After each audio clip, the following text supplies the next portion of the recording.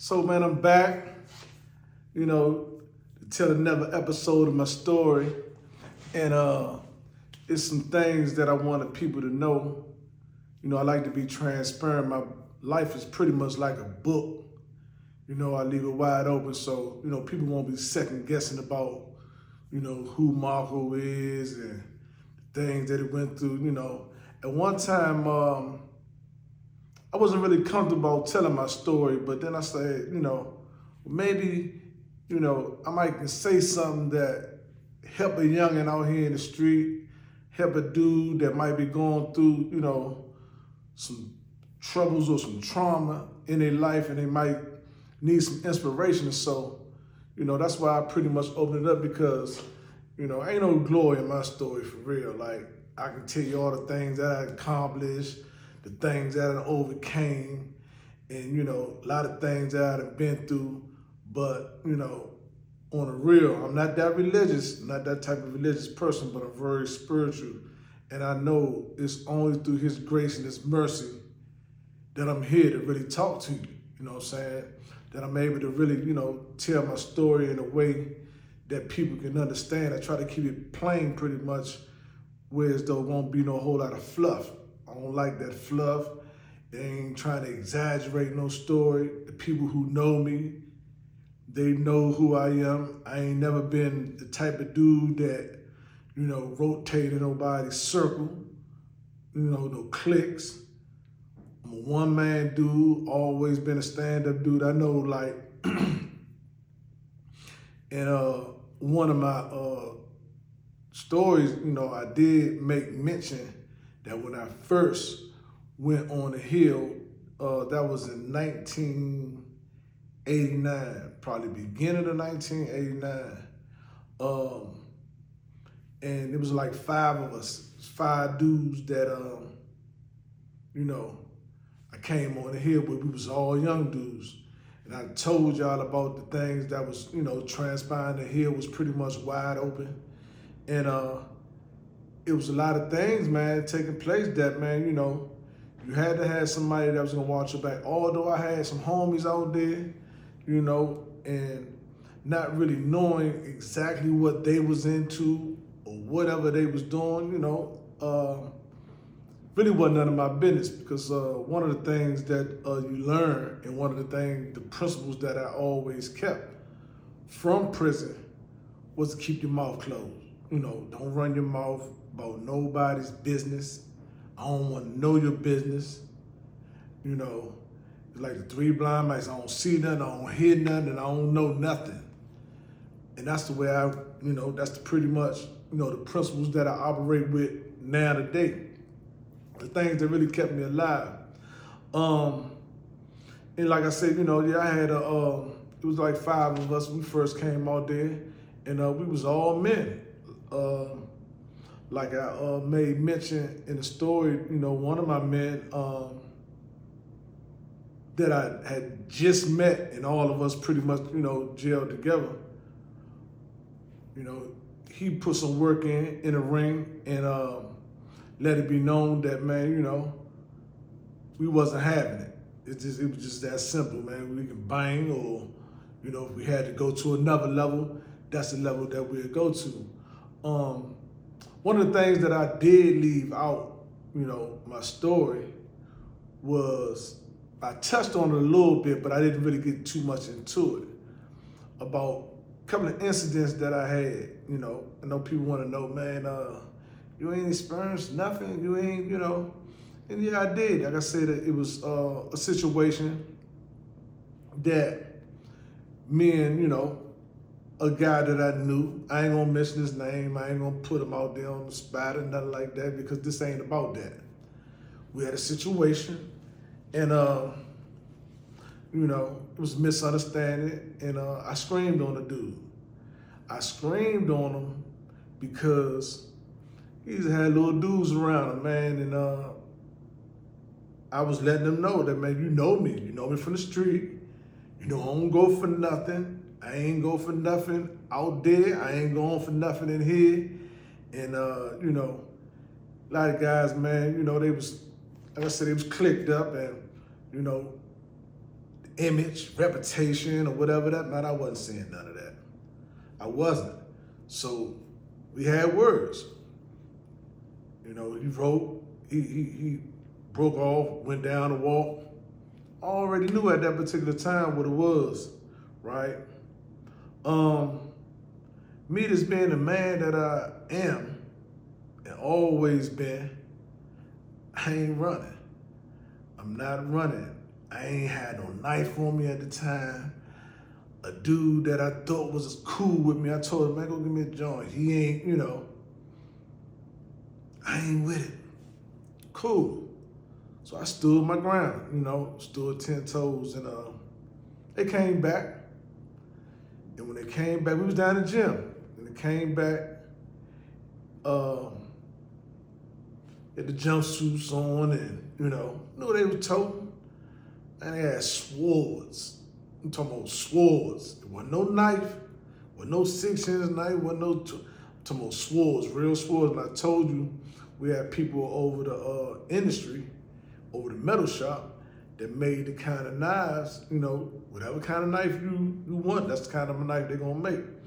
And but these joints today, I look, once they pulled them out, well, before he pulled them out, I'm gonna go here. They had a basketball game. They running up and down the court, people running up and down the court, you know. And I'm sitting like midway, and I see them coming through the door. I see all three of them, and they spied me, I spied them, and, you know, I think I had my sweatshirt on. I had a sweatshirt on and a jacket. And, you know, the weight room is down further a little bit, so I'm thinking, okay, if I need to go down the weight room and get me a weight, or, you know, it ain't really dawned on me, but I'm just like, in my mind, I'm like, man, dude's calves for real. Straight up, you know, that's how and I know it might be an egotistical thing, but in my mind and my heart, I be knowing, you know, and like I said, I wasn't no dude that be, you know, walking around with no click, and, you know, I speak to dudes, hey, what's up, and I'm gone, you know. I had one good man that I used to, you know, rotate with from time to time, but for the most part, you know, I'm a loner. Always been like that. And nevertheless, I seen them coming through the door, and they seen me, and they moving. It's three of them. I know all three of them. But the dude that got the issue with me, he ain't trying to see me by himself. I already knew that. So when they came down, I stood up. I stood up from the bench. And the two dudes that was with him, they ain't really, because they know me. They was like, man, it was an uncomfortable situation. I could see it in their face, but they had to rock with their man. And so, he pulled the joint out, and the knife was bigger than him, man. I said, the sword was bigger, and the steel was thick. The steel was thick on it, so it was heavy. It was like a joint, man, with the point. You could tell it came out the industry because the point was on sharp. Just pulled the joint out. When he pulled the knife out, I pulled my sweatshirt off. Because, you know, I can use my sweatshirt or my coat to deflect or whatever if all of them gonna come. But it didn't jump like that. Usually when a dude go get knives, let me tell you the rule of thumb in Lorton. 9 times out of 10 when dudes go get a knife, same way when a dude on the street, he go get a gun. If he have to go get one, they gonna use them. That didn't go down. Cause like I said, the two dudes, they feel uncomfortable. And so when he pulled the joint out, I pulled my sweatshirt off, and I wrapped my forearm, you know, with the sweatshirt. So I'm like, man, for real? Like, you had to go get your man? Like, man, it's me and you. I don't got no knife. And it's another good man. I ain't gonna name him neither, because he gonna be like, man, why you name me? I ain't gonna name him but he was a good man, and he still is right now today. If you see me, we embrace each other. his love, always been like that. He was in the dorm with me. And, he was he was closely associated with the dude that I'm talking about. But it was a mutual respect. He had a mutual respect for both of us. And he was like, man, y'all go ahead with that, man. Y'all, man, that ain't, nah, man. But the dude was mad. He was angry. Like I said, man, I crushed his reputation in front of everybody. It was in front of the gym when we had the words. Everybody was out there. And it was about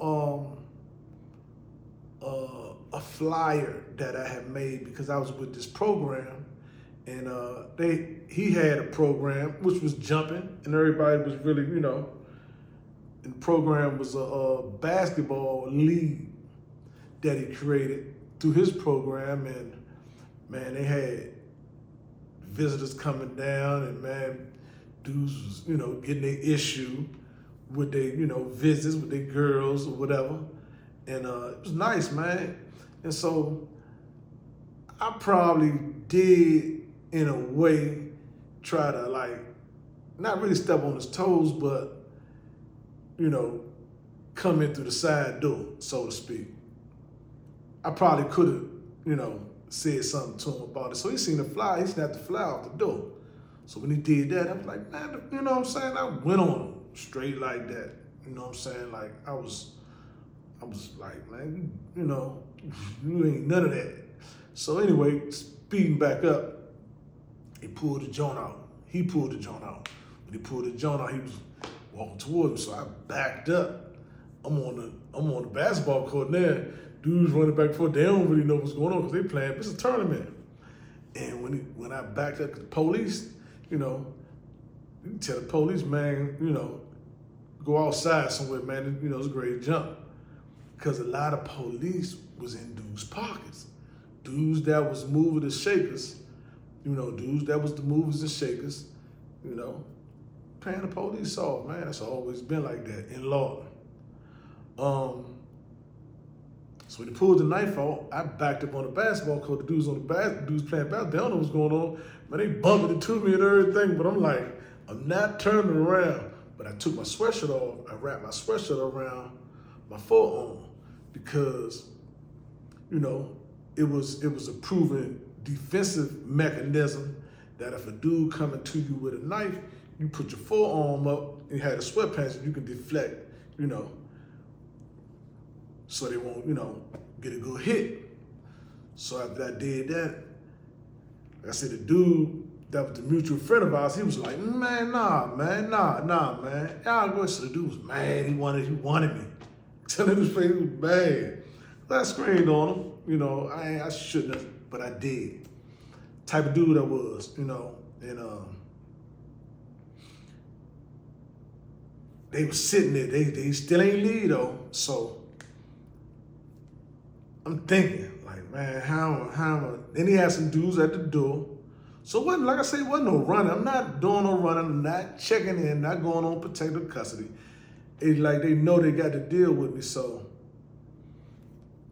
I made a proposition, Thought came to me. I made a proposition. I said, well, look, instead of getting, your men involved and, having a conflict of interest with, a mutual friend of ours, man, let's go out in the yard, because you can go out the gym on the side door. You can open the door, and it's a area right there. It's a little, grass or in a sidewalk. It's a little yard right there. So I said, let's go out in the yard. Keep your knife. And I ain't got no knife. And the best man, we win. He's like, nah, he ain't want that. He's like, nah, we ain't gonna do that. Because he knew it. He knew. You only got one swing.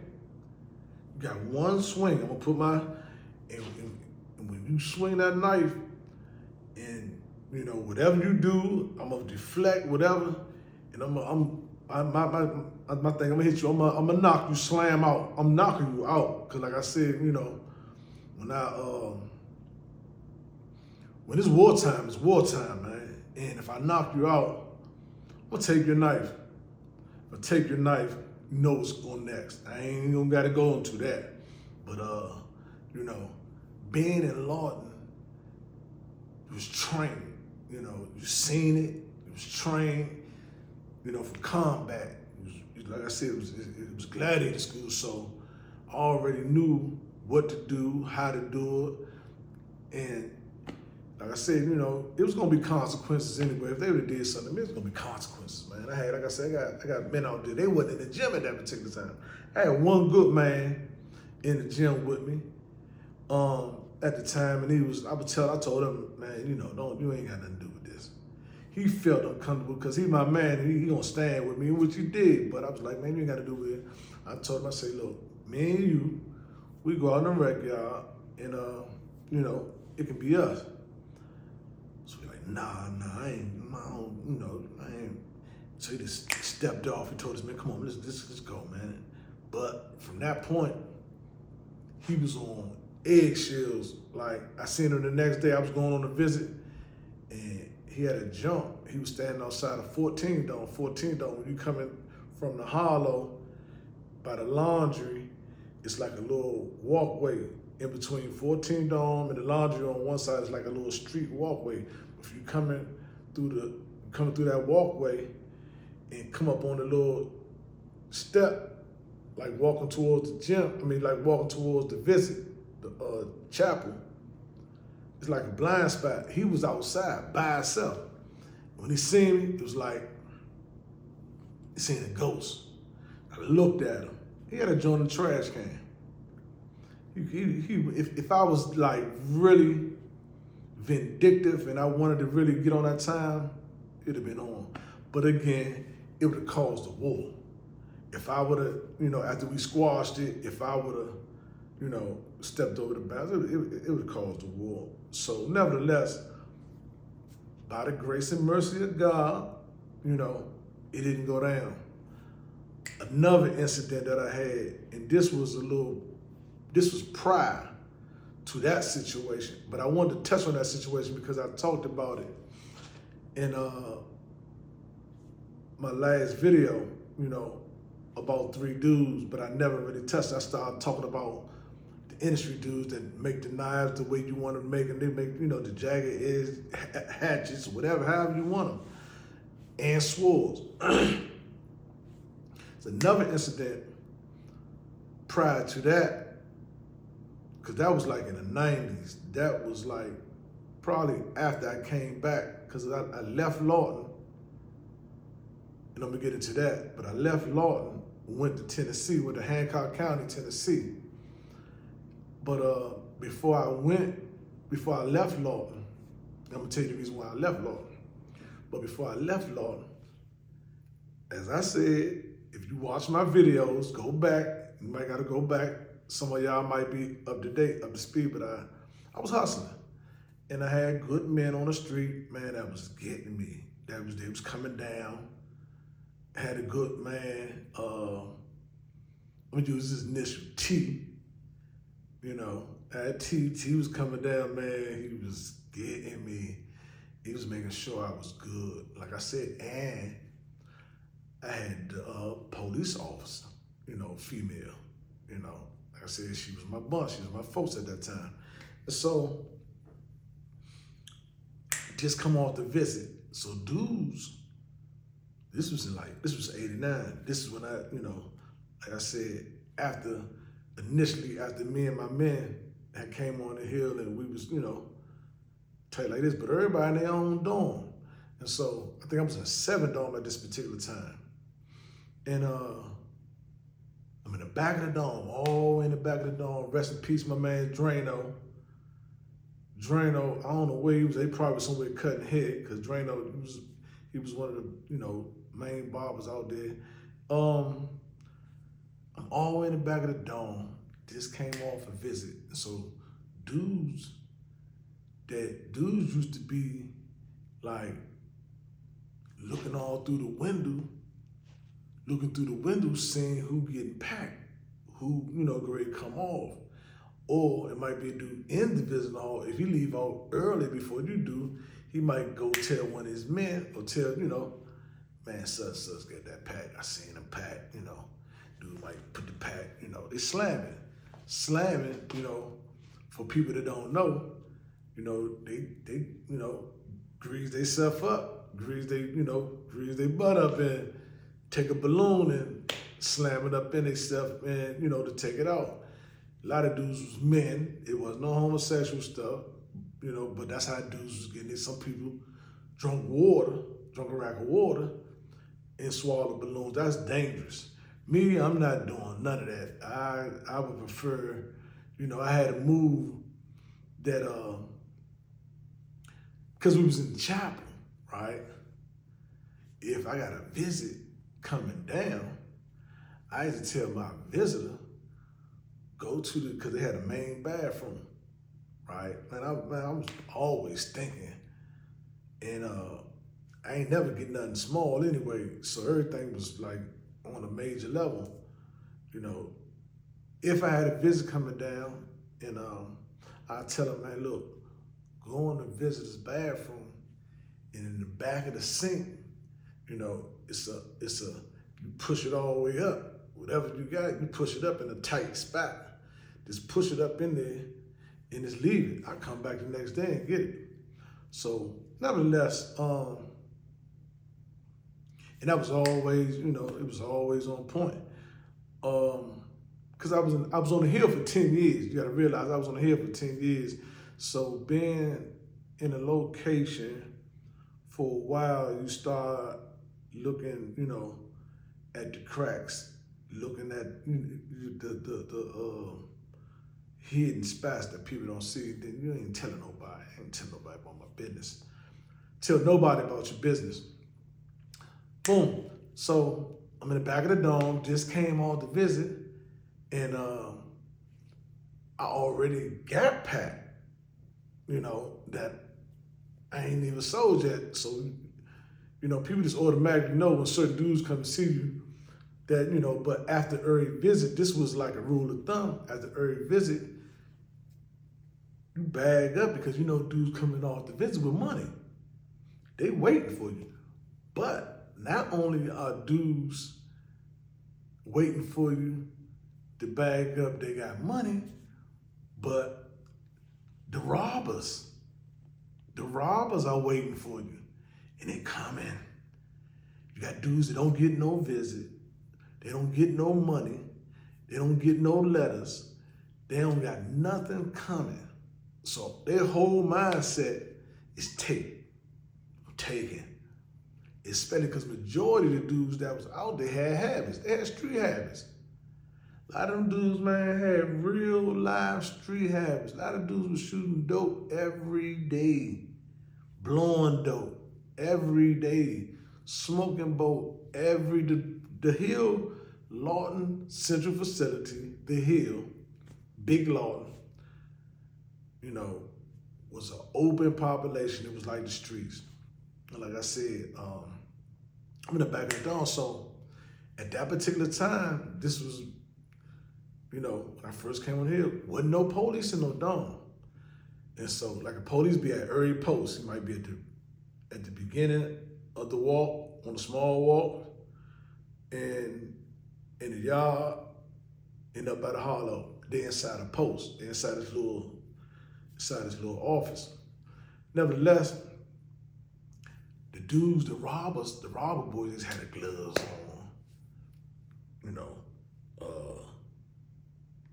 The wave cap pulled down, or a baseball cap, whatever. But they had them army coats. The army coats come all the way down to your knees. And that's when they was carrying the swords.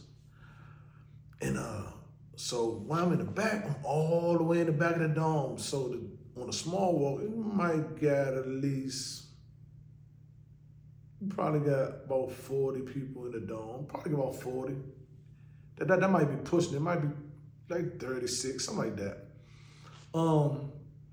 But my eyes always, if we had a heater in the back. We had the heater in the back. We stashed little stuff. So, and you might got a special made locker that a dude made over the, and you got stuff that you can stash inside the locker that the police can never find. But anyway, I look up front, so I see one of the dudes. I know the robber boys. I know the ones that be on the moves. And you can always tell, you can always feel the energy. And that was one of the things, the psychological advantages that I had, because I can always look at movement, body language. It ain't about what you say. You can look at the body language and you can see the movement and the behavior patterns. So I'm looking, I'm saying, and the dude that was at the door, he looking down the wall, making sure that he covered the door. Because because like I said, a couple of my men, they on a visit. So I'm pretty much, by myself. At least they thought. And the other dude, he coming down the wall. He coming down the aisle. And so he gotta come past at least on each side, 15 beds. He gotta come all the way down. When he coming, he moving. I'm looking. I said, oh. So I take the dope, wrap it up, put it in the sock, boom, throw it in the locker, put the lock on. Reach underneath the heater, and back underneath the heater, we had a swirl. We had a swirl right underneath the joint. So when I waited till he got like a little bit more than halfway down the aisle, he coming down the aisle, but he looking back, coming out because he don't want to get trapped in if one of my men come. Because all I'm gonna, woo, I'm gonna say something, give him a little woody whoop, man. Hey, man, it's on. But it's just me. So he coming down, so I'm sitting on the side of the bed, faking like, I'm stashing some dope. But I'm pulling that sword out. When I pulled that joint out, like I said, a lot of them had the string on the handle. I'll be fat. I ain't gonna hold you. Like, when them moments come, man, my adrenaline be rushing. But I'm ready. I ain't ducking, nothing. You gotta go. When it's go time, you gotta go. That's the mentality of a youngin'. So I'm about 20. 20 years old at the time. Yeah, I was 20. I ain't 21. Them dudes old timers, old heads. Been locked up 15, 20 years. And, they ain't got no picks. What they do, because certain dudes that they been locked up with, they not going to do it, or they might. It all depends on if they sick. Dudes don't care nothing about their life. And so he coming halfway down the aisle, and when he come, I pull that joint out. But he had a joint was like this, man. I had a sword. That joint was like at least probably 20 inches long. And man, I said, yeah, come on, let's get it, man. Let's work. So he backing up, trying to, with this jump. I'm like, man, come on, man, let's go. And I'm gone, man. I'm out of my mind. I'm like, it's barbaric time. And he backed all the way up. He taking people mattress off the bed, throwing it in front of me, taking, little stuff, trying to divert me. And he backed all the way up the dome, and him and his man, they rolled out.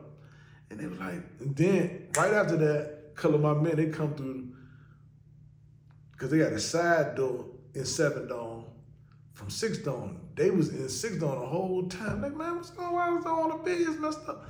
I said, man, dudes just try to get me. They was like, for real, woo. I ain't know their name. Like I said, they old timers, man, but I knew the dudes that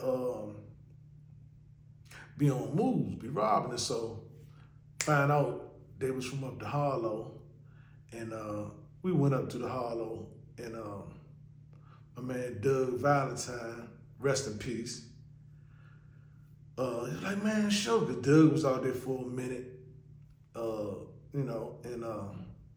we went up there, and I showed him who the dudes was. Like, man, that's my nephew, Doug. Like, man, I said, man, Doug, man, all that, man, I'm your nephew. Nah, man, I was really trying to see them dudes, man, but he said, man, nah, squashing. Some dudes, man, I ain't know, man, that was your peoples, man, you know what I'm saying? They gon', man, ain't no harm, no foul. Sure, you good man, try to shake my hand. I ain't shaking your hand, but I stayed on point because I already know, you can't trust no snake.